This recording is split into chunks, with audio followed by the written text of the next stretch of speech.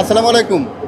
ব্রহ্মপুত্র ট্রেনের এসি কোচগুলো সিটগুলো কেমন হয় আপনাদের অনেকেই হয়তো দেখেছেন, অনেকেই হয়তো দেখেন নাই।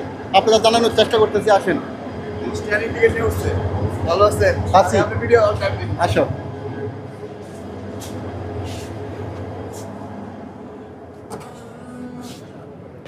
এই হচ্ছে পরিপাটি, খুব সুন্দর, নিট অ্যান্ড ক্লিন খ কোচ। এটা হচ্ছে এসি কোচ। আমরা একটি সিট দেখব, সিটের মানে বিস্তারিত দেখাবো, আসেন।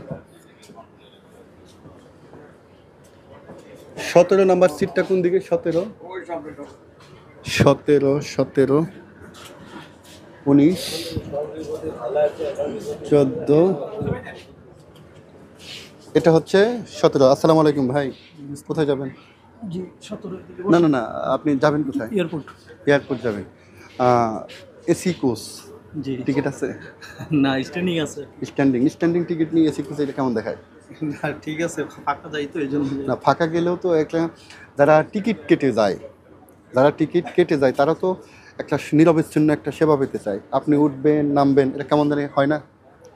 না সে ঠিক আছে, তারপরেও আপনি সচেতন ব্যক্তি, কেমন কেমন জানি হয় না।